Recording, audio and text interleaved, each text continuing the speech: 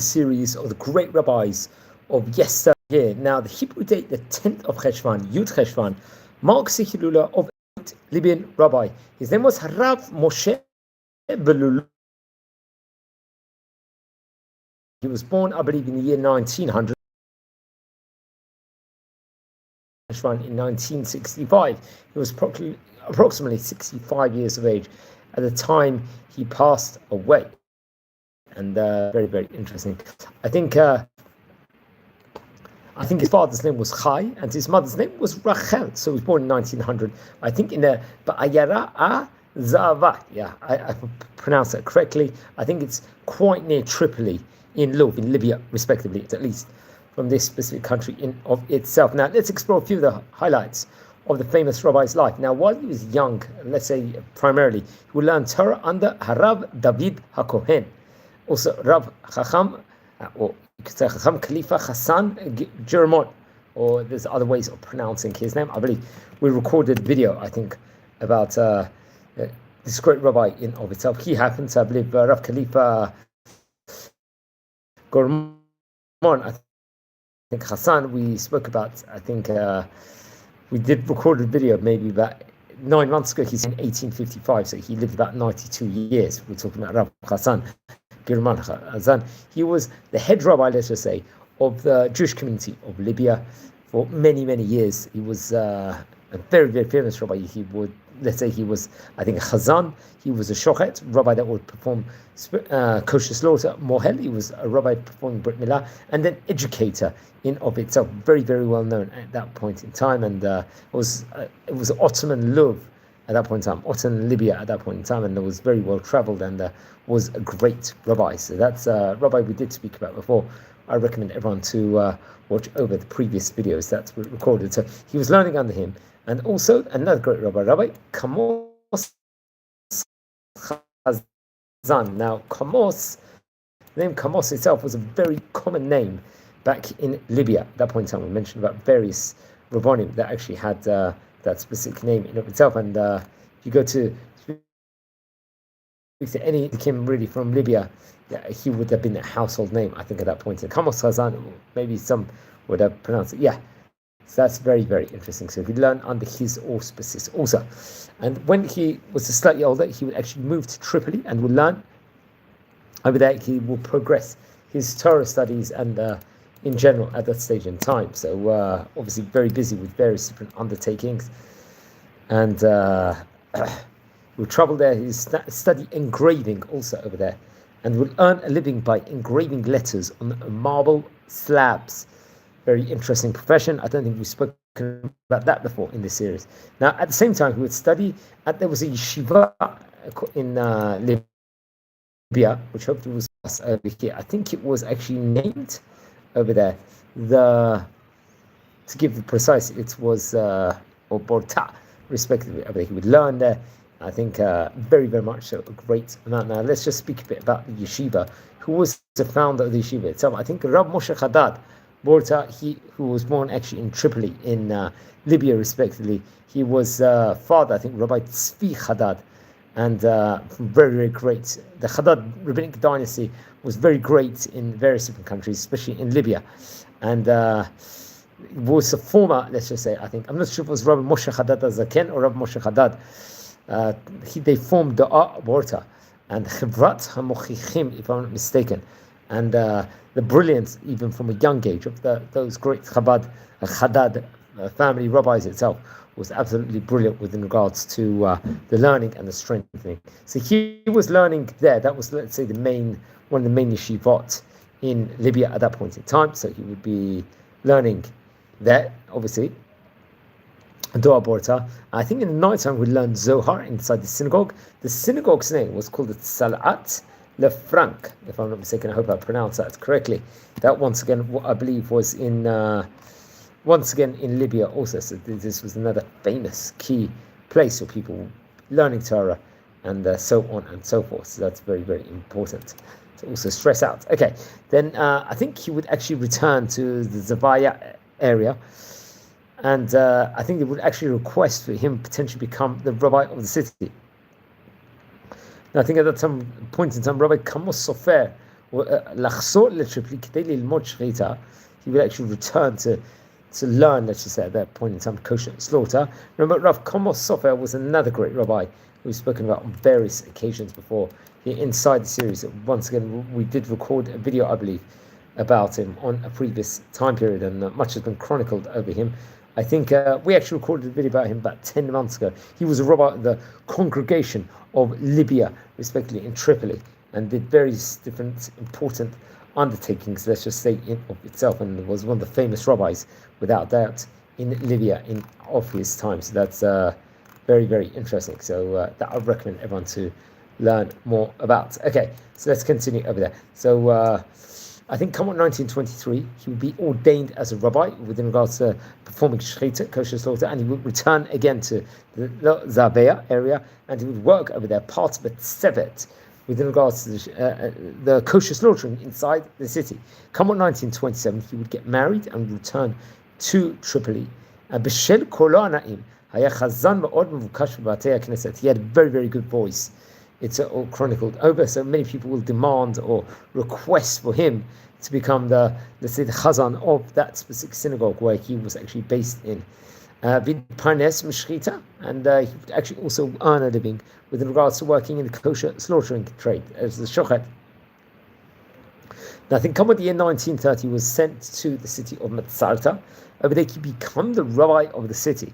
He will deal with various different of the important topics in the Kodesh realm itself. He would have Talmudim, students, many students. He would give over various different grandiose sermons to the throngs of the public, and will establish, let's just say, and form the congregation there, the Kihila. I think Baboka hu haya melamed et yildim. In the mornings itself, he would be an educator, especially for the younger students. B'achar hatzorayim irgen kibutza shel mevugarim. He'll be working on more of the adults in the afternoon. Sh'lamdu kshiyu tzeirim v'limed otam karua v'katuv avrit ve'italikit. So he would actually go into the education field, helping the older people in the community in the afternoon times. He will be just say, let's say, trying to educate them in of itself. He will organize this group that maybe didn't study when they were young, so really high level of kiruv in itself. He would also encourage reading and writing, especially Hebrew and Italian, which was very interesting. Remember, Libya, I think at that point in time, was under Italian rule, if I'm not mistaken. Now, come at the year 1932, more would happen. It would be an eventful year, let's just say, in his life, in Tafresh Tzadik Bet. Goresh ma'ir alidei ha-sultanit ha-italikayim mekevan sha'ir le'echad miksini hatzeva. So, and the Sultan itself, I think, of the Italian Sultan will actually drive them out. I think part of the Jewish community, if I'm not mistaken. Well, definitely him. Sheyama Bokim, yeah, so very, very, that will obviously take a toll on him. Sheyama Bakeh Belailot B'shkunat Yudim Vidpatcha Shmu'a Sheyesh lo kesher im achat Abanot had Seirot. Rabbi Moshe Balulu Chazal at Tripoli. He would eventually go back to Tripoli, and then after that, he was working, I think, as shamash of the rabbi of the city, respectively, at that stage in time. So that was a very, very large period in itself. So 1932 saw his expulsion from the city by Italian authorities. Let's just say they accused him of informing one of the army officers who would visit the Jewish neighborhood at nighttime, and because in of itself, so they would come across with the various different accusations, let's just say, at this point in time, and he would actually return to the area of Sirte at that stage in time. I recommend everyone to learn more. I'm just using notes over here, friends, from the Hayami website, just trying to read over what it says over there. So he would end up back in this stage of time later on in the area of Seret, and Moshe Balulu lo mana atzmo. Let's say, try and translate it. I think in seriously, he did not refrain from expressing his opinions on the, especially on the fascist regime either.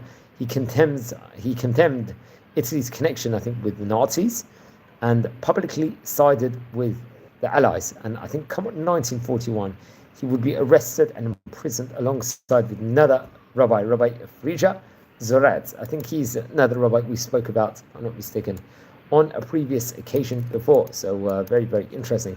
They're bringing out other people.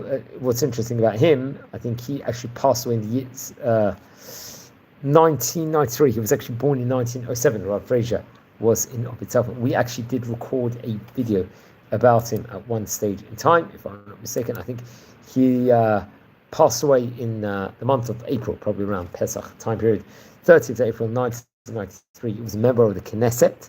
Mr. Zoratz was a part of the National Religious Party over there and was famous Libyan, let's just say, in of itself, and many people know him on various occasions in time. So that's just another interesting side. He was actually born, I think, in Libya, also Rabbi Zoratz was respectively. Okay, so that's interesting. So he would actually move at that point in time. I think that was a time period where a lot went on in the World War. I'll say to all it's actually said from the Haimi website. הם הוגלו למקום במדבר שנקראו on, עוברו למחנה מעצר, ומשם למאסר בתאג'ורה. I think in 1943, come out January, over there, im shachru lo midei ha-Germanim, yatsu לחופשי, that point in time. So there was that point in time, because, so they were, let's say, it was a bit more relaxed to become. Im shachro higia le'id holadato ha'zavaya. So we were once again return to the city where it was born. Sham המתנו לו אשתו וילדיו כל תקופת מצרה. הוא נקרא לשוב לאמצעתה לשמש רבעי. Actually now become the rabbi of the city. במצרתה החל להקים מחדש את מוסדות הקהילה שנחרבו בתקופה המלחמה. ושימש חבר בארגון חיזב. He would actually work as part of the חיזב itself. And the El Bata'ani מעיין פרמנט המייצג את אזרחי לוב. So very interesting. So at that point in time, with the formation of Medinat Israel in 1948, he would start, let's say, the early steps within regards to making Aliyah to Eretz Israel. I think it was 1950, April to be precise. He would actually move to the land of Israel. He would live in the Ma'arat, I think in the area of the Shavut Am, if I'm not mistaken, which is quite near his house, if I'm not mistaken, who he was ordained to various different positions in himself. I think he will start to work as shochet, rabbi, performing kosher slaughter also after a period of time. Now he passed away on the 10th of Cheshvan in the year 1965, and he was buried, I think, in the old burial plot in Netanya, it's reported over. So in 1992, yes, that's very interesting. After he passed away in 1922, I think through Rabbi Moshe Ja'an, there will be a book printed out, Zohet Moshe, respectively, over there. So that's very, very key in his life. You can see how much he actually did, and in of itself. Now, Moshe Ja'an, or you could pronounce his name in different ways itself, I think he was born in the year 1930, and I think we did mention him before. He's another famous, let's just say, figure in of itself. So he would be born around that stage in time. I think he himself came from great family auspices. I think his father was Mar Yosef, and he himself happened to learn in Sarata, if I'm not mistaken. There will be the huge undertakings, and will eventually go to Italy in 1948. I think somewhere in, and some various other places. I think it was 1949. He would actually end up in the land of Israel. He will form, I think, of the Moshav, the Alma Begalil, respectively. So he was taking on a lot of undertakings at that stage in time. We have to point out also. So. Very, very interesting. Anyone tuning in at the moment is exploring the life of a famous Libyan rabbi who was a head rabbi in various places, very well traveled, and is very involved at the moment in Jewish chinuch outreach, so on and so forth, respectively. So I think it's important to mention that also. So Rav Friedrich Zoratz, I think, was a teacher and a Zionistic activist, especially during the time period of the Second World War, and was very well connected also. He'd be part of the election committee, he would pass, and so on and so forth. So it would be, and he passed away, he was 85 years of age. This specific rabbi was Rabbi Zoretz, respectively. So that's very interesting. So much can be said within regards about these famous rabbis of Yesia, which I would recommend everyone to look into. Let's explore a few of the highlights from his book over here, just using once again Haimi website as a source for these notes. Okay, מלמד, אין אומרים תכנון 40 יום מיום הכנסת ספר תורה חדש. Very interesting. So this actually comes from the Or Shalom, I think, on the 94th Gilion, that once again printed in 2005. Now teaching, מלמד, מנהג המימונה באפיית מעיין לחמניה שמרכזה ביצה. What is that? I think that actually comes from the Or Shalom, I think, in it doesn't actually state over the page within regards to this teaching. Another teaching, מלמד לקיים מנהג בסיסה לאל ראש חודש שחל בשבת. Within regards to minhagim and customs over there, it's talking about I think from Michtab Patuach, I think Sefer Panim or Shalom respectively. This was actually printed, I think, in 2016. This was unearthed, if I'm not mistaken. Another teaching, which is actually stated over here, which is also very important. מלמד לא tov הדבר מה שהוא זולת עושה. Over here. So just important when you offer things, especially food, when to say no, when to say yes, and so on and so forth. I think it's brushing along those lines. It's very much featured, I believe, in page 399 inside this Gilion over there. So that's also very, very interesting. Now another, let's just say, big figure in Macedonia was someone, remember, I'm not sure his name, but it states over here, מלמד לא תיבוז דבריהם לאט סגנתם לעולם תהיה שומע. This is a teaching reported over, and very, very important. I think the Jewish community of Libya, they're very warm people in of itself. So I recommend everyone to actually go to a Libyan synagogue, especially on Shabbat if you can. I also went down. I remember I recorded something. I can't remember, or something that maybe. Yes, that's very, very interesting. So another couple more teachings from his book. I think now this one comes from. Actually, it doesn't state over here. It was printed, I think, maybe in 2015. It was unearthed. There's another teaching. And one last teaching, just for the road. I believe it comes up. Yeah, no, it should be fine. First of all, the teaching goes like this. מלמד, לראות בשמחת העם, בשוב השם שבציון, למען נזכור הניסים ונפלאות, אשר נעשו לאביונים ולנו. בשבתנו בארץ ניכר, ולקיים מה שנאמר, למען תזכור את יום צאתך מארץ מצרים, ובזכות זאת נזכה כולנו להתברך מפי עליון, לראות בשמיכת העם, בשוב השם את שיבת ציון, בניין ירושלים, תבנה, ותכנן במהרה בימינו. Just giving a blessing at the end. How important is that? Hopefully we'll all be praying and have the rebuilding of the third Beit HaMikdash, respectively. So it was a famous rabbi personality of his point of time, Rabbi Moshe Balulu, which I recommend everyone to learn more, and Rabbi Zoratz, we spoke about also here in this series, where he was also a famous rabbi of his time. So I think it's important to mention this on both specific occasions in of itself. So friends, anyone that's watching the video live at the moment, please don't forget to subscribe to the channel. We are nearing 8,000 subscribers, which is, let's just say, the target limit we are trying to find for Simchat Torah, respectively, when we came to the shul. So that was obviously very, very important time period, and something I have to stress out also. So remember, we've spoken about maybe 30-ish rabbis that actually came from Libya at one stage in time. Libya was a very diverse Jewish community over there. That's something that we have to point out. And already we've spoken a lot about these different countries. We hope we are going to be able to speak about all the countries, Be'ezrat Hashem, and really, really get into educational in of itself, and so on and so forth. The importance within regards to it is absolutely second to none. And much can be said within regards to him. So that's also important. Rabbi Moshe Balulu, a great family. And I think we mentioned about the Balulu family in a previous video, I think in Avot Banim, that we recorded at one stage in time. So, very, very important, and at the same time, very important to highlight different issues that can actually arise within regards to these elections, and so on and so forth. But everyone out there, wishing you all a fantastic day, and be blessed, and just goodness all over the world for everyone. Thank God.